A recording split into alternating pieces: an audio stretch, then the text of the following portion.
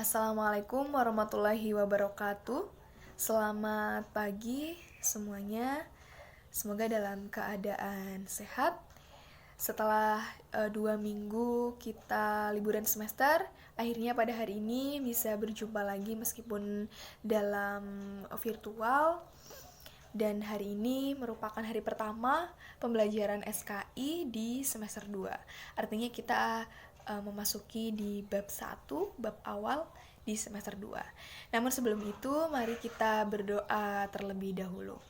Berdoa disilahkan. Amin. Oke, mungkin Ibu presensi terlebih dahulu.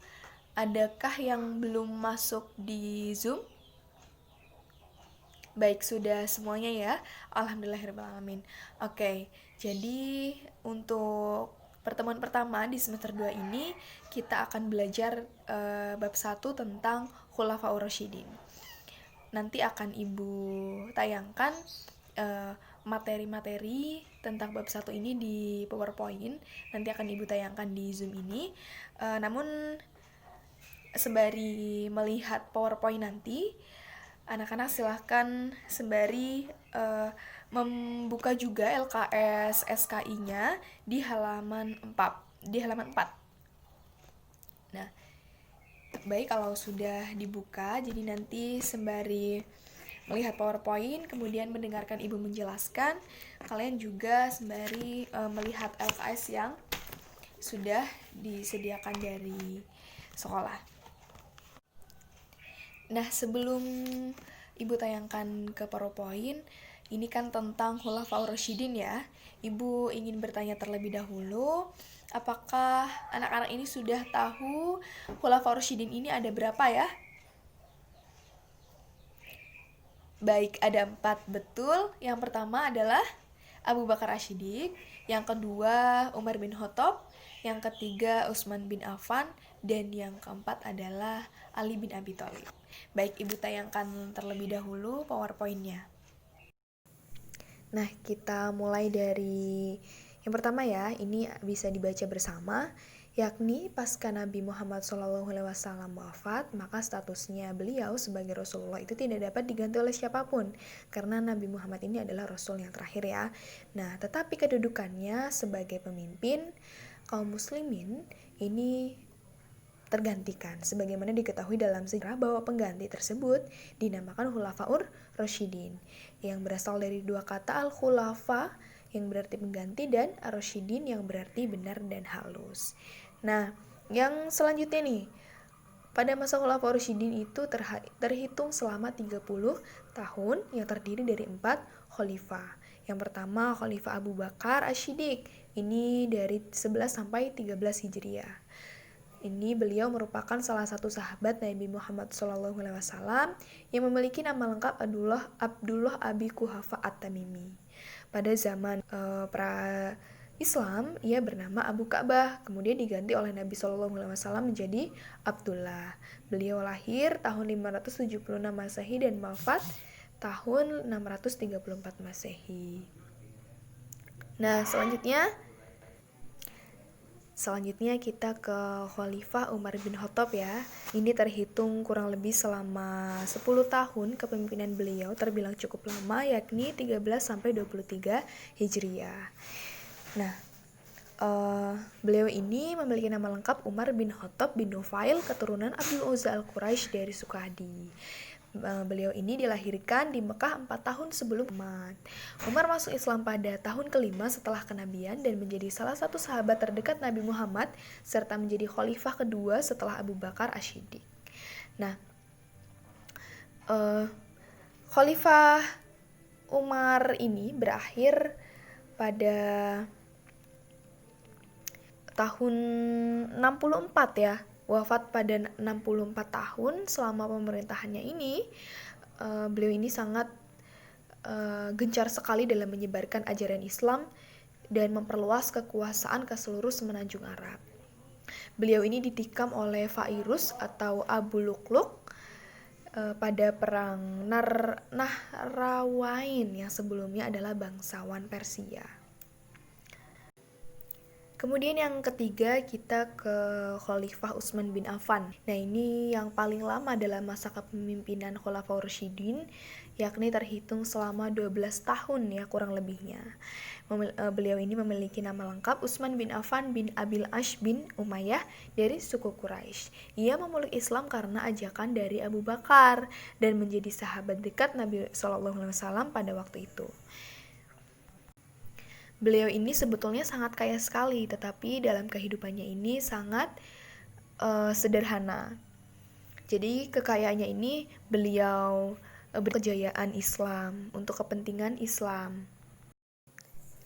Nah, cerita menarik dari terpilihnya Utsman menjadi khalifah nih ya. Jadi pada saat Umar bin Khattab wafat, ini ada orang-orang yang dipilih Umar sebelumnya pada saat beliau masih sakit yang membentuk sebuah tim formatur yang terdiri dari 6 orang calon untuk diangkat sebagai khalifah baru setelahnya begitu.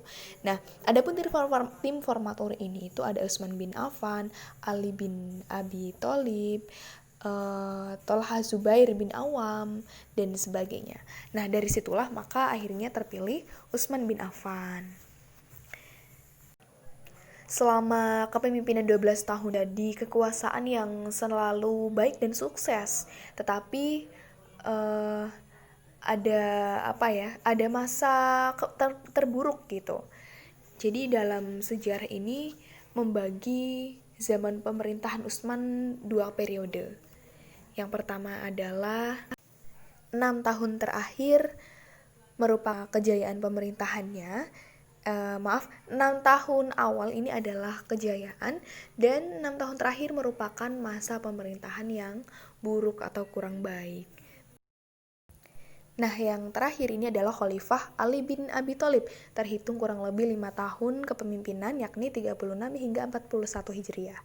Beliau memiliki nama lengkap Ali bin Abi Thalib ibnu Abdul Muthalib ibnu Hashim, yakni putra dari pamannya Rasulullah, Abu Thalib.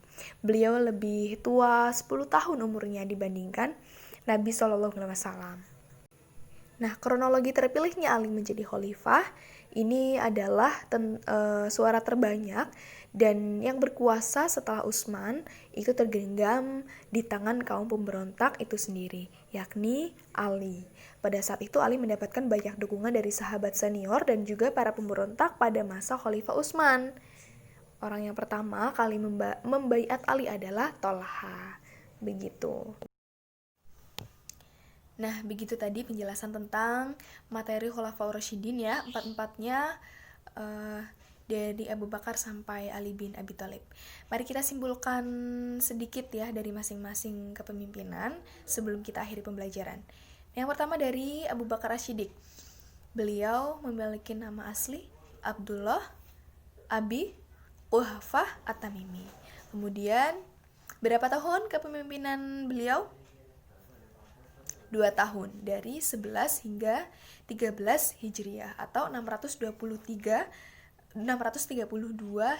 634 Masehi. Nah, beliau diberikan nama Abu Bakar As-Siddiq oleh Nabi karena beliau adalah satu-satunya laki-laki yang masuk Islam pertama kali dan senantiasa membenarkan apa yang dilakukan, disampaikan oleh Nabi pada saat berdakwah dan termasuk pada saat Nabi Isra Mi'raj begitu. Selanjutnya yang kedua itu dari Umar bin Khattab.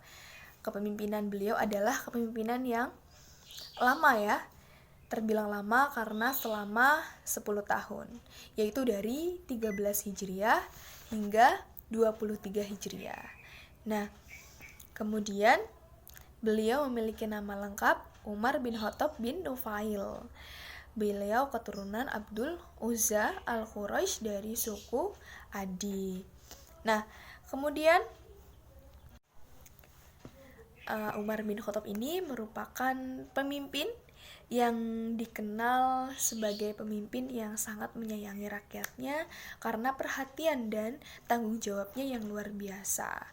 Nah, salah satunya adalah melakukan pengawasan langsung dan sendirian berkeliling kota mengawasi kehidupan rakyatnya.